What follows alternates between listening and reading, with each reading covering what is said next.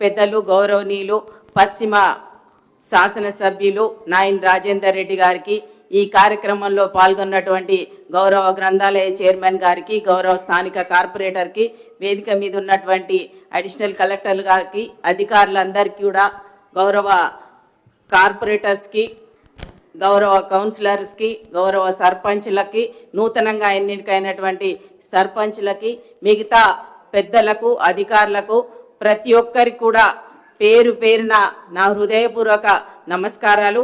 అందరికి కూడా శుభాకాంక్షలు తెలియజేసుకుంటున్నా. చాలా సంతోషం. ఇంత మంచి కార్యక్రమానికి నూతనంగా ఎన్నికైనటువంటి వారి కోసం ప్రజాప్రతినిధుల సామర్థ్యాన్ని పెంచడానికి, ప్రజలకు మరింత చేరువగా ఉండడానికి ఈ శిక్షణ కార్యక్రమానికి దశ దిశ రూపకల్పన చేసినటువంటి గౌరవ ముఖ్యమంత్రి శ్రీ రేవంత్ రెడ్డి గారికి వేదిక ద్వారా హృదయపూర్వకంగా ధన్యవాదాలు తెలియజేసుకుంటున్నాను. చాలా మంచి కార్యక్రమం. ఇంత మంచి కార్యక్రమంలో నిజంగా నూతనంగా ఎన్నికైనటువంటి సర్పంచ్లకు కానీ, కౌన్సిలర్స్ కానీ ప్రజల్లోకి ఎలా వెళ్ళాలి, ప్రభుత్వం చేపట్టినటువంటి అభివృద్ధి సంక్షేమ పథకాలని ప్రజల్లోకి మరింత చేరువుగా తీసుకువెళ్ళేదానికి ఈ శిక్షణ కార్యక్రమం అనేది చాలా ఉపయోగపడుతుంది. నూతనంగా వచ్చిన వారందరికీ చాలా ఆలోచనలు ఉంటాయి. ఏదో చెయ్యాలి, ప్రజల్లోకి మేము ముందుకు వెళ్ళాలి, ప్రజల మధ్య ఉండాలి అన్న తపన ఉంటుంది. ఆ తపనకి ఒక కార్యాచరణ ప్రణాళిక కనుక ఉన్నట్టయితే మనం చెయ్యాలనుకున్నవన్నీ కూడా సమర్థవంతంగా నిర్వహించడానికి ఇది ఒక మంచి అవకాశం.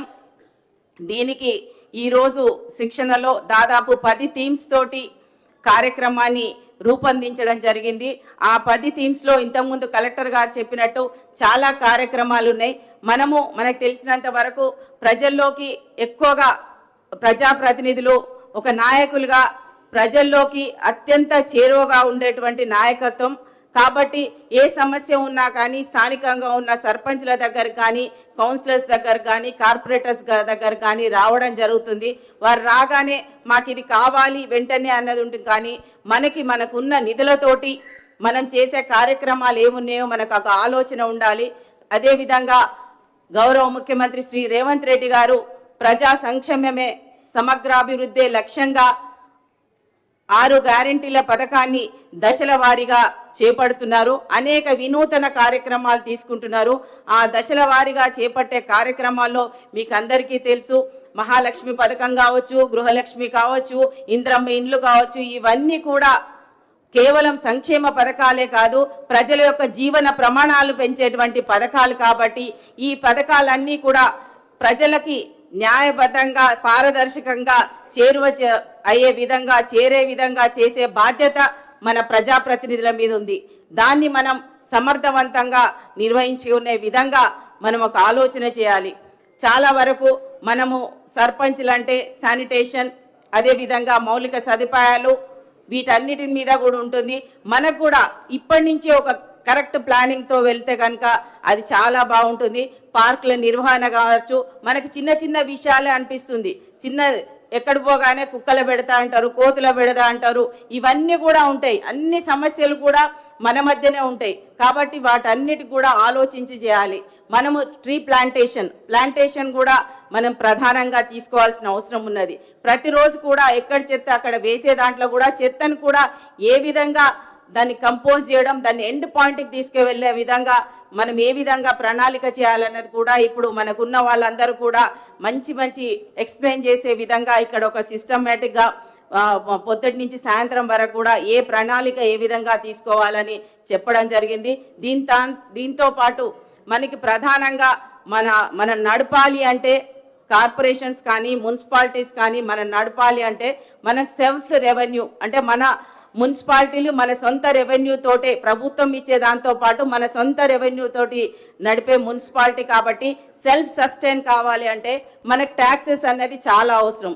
ఆ ట్యాక్సెస్ అన్నవి మనకి బిల్డింగ్ పర్మిషన్లో కావచ్చు, లేఅవుట్స్లో కావచ్చు, అదేవిధంగా ఇంటి పన్నులతో పాటు ఇవన్నిటిని కూడా మనం కరెక్ట్గా తీసుకోవాలంటే నల్లా పన్ను కానీ చాలా మంది మనం కూడా దాంట్లో భాగస్వామ్యం కావాలి. కేవలం ఖర్చు పెట్టి డెవలప్మెంట్లోనే కాదు, ఈ ఖర్చులు, ఈ డెవలప్మెంట్, శానిటేషన్కి ఇవన్నీ ఖర్చులు పెట్టాలంటే మనకు దానికి కావాల్సినంత రెవెన్యూ కావాలి. కాబట్టి రెవెన్యూలో కూడా మనం ఉండే చోట మనం రెవెన్యూ వచ్చే విధంగా, రెవెన్యూ కలెక్షన్లో కూడా వాళ్ళని అయ్యే విధంగా చూడాల్సిన బాధ్యత ఉంది. చాలా వరకు నల్లాలు ఇవ్వాలి, ఇంటింటికి నల్లా రాలేదు, ఈ రోజు ఇది రాలేదు, ఇది లీకేజెస్ రాలేదు, ఇది అని చెప్పి మనం ఈ సమస్యలు మనకు వస్తుంటాయి. ఈ సమస్యలన్నీ పరిష్కరించాలంటే మనకు ఇన్కమ్ కావాలి. ఆ ఇన్కమ్ కావాలి అని అంటే మనం ట్యాక్స్ కలెక్షన్ కూడా చేసే దాంట్లో కూడా ప్రజాప్రతినిధులు, అధికారులు అందరూ కూడా సమన్వయంతో ఉన్నప్పుడే మనం ప్రగతి పదంలో మనం ముందుకు వెళ్ళడానికి అవకాశం ఉంటుంది. దీంట్లో కూడా మనం కాంపిటీషన్గా వెళ్ళే విధంగా మనం ఉండాలి. మనం విన్నాం గతంలో సర్పంచ్లలో, గ్రామాలలో గంగదేవిపల్లి లాంటి వాళ్ళను కూడా వాళ్ళు మంచి మోడల్గా ఆ గ్రామం ఏ విధంగా అయిందో అదే విధంగా సర్పంచ్లు కానీ, కౌన్సిలర్లు కానీ ఇప్పుడు ఒక మోడల్గా తీర్చిదిద్దే విధంగా మీరు ఒక ప్రణాళికతోటి కనుక మీరు వెళ్ళినట్టయితే మీరు ముందుకు వెళ్ళడానికి ఇది ఒక మంచి అవకాశం. మా దాంట్లో కూడా ఇప్పుడున్న దాంట్లో మా కార్పొరేటర్లు ఆల్రెడీ కంప్లీట్ అయిపోతున్నారు. మా కార్పొరేటర్లు ఆల్రెడీ ఎక్స్పీరియన్స్ ఉన్నారు. మీ ట్రైనింగ్లో కూడా వాళ్ళ ఎక్స్పీరియన్సెస్ కూడా మీరు తీసుకోవడానికి ఒక అవకాశం ఉంది. 5 ఏళ్ళ ఎక్స్పీరియన్స్ చిన్నది కాదు. మేము ప్రజల మధ్య ఉంటూ ప్రజల నుంచి ఏ విధంగా వచ్చింది, అందులో వరంగల్ కార్పొరేషన్ మేము ఎన్నో వరదలు కూడా ఎదుర్కొన్నాము.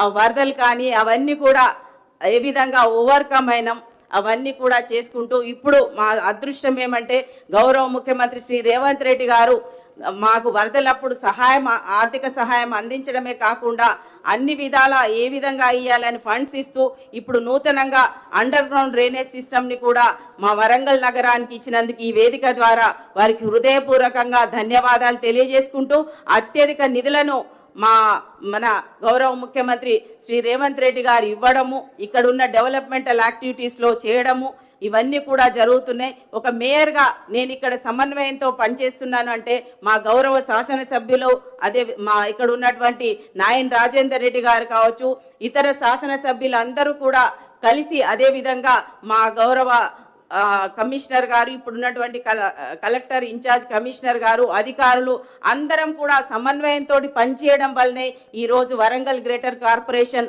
అభివృద్ధి పదంలో ముందుకు వెళ్ళడానికి వెళ్తున్నది. కాబట్టి అదే విధానంలో మన అధికారులు కానీ, మన ప్రజాప్రతినిధులు కానీ సమన్వయంతో పనిచేసినప్పుడే ప్రజల మధ్య ఉంటూ ప్రజల సమస్యలు మనం పరిష్కరించే విధంగా మనం ముందుకు వెళ్తామని తెలియజేసుకుంటూ, గ్రామాల నుండి నగరాని వరకు కూడా అభివృద్ధి చెందినప్పుడే మనం రాష్ట్రం అభివృద్ధి చెందుతుందన్న ఉద్దేశంతో మన గౌరవ ముఖ్యమంత్రి గారు ఒక లక్ష్యంతో, ఒక ధ్యేయంతో వారు తీసుకున్న ఈ కార్యక్రమాన్ని సమగ్రాభివృద్ధి ధ్యేయంగా వారు ఆలోచిస్తున్న దాన్ని సాకారం చేసే విధంగా ఈ శిక్షణ కార్యక్రమం ఉండాలని, ఈ 5 సంవత్సరాల కాలంలో మీరందరూ కూడా విజయవంతంగా పనిచేస్తూ ప్రజల మధ్యలో ఉంటూ మంచి పేరు తెచ్చుకోవాలని కోరుకుంటూ ఈ అవకాశం ఇచ్చినందుకు అందరికి కూడా ఈ వేదిక ద్వారా హృదయపూర్వకంగా నమస్కారాలు, ధన్యవాదాలు. Thank you madam.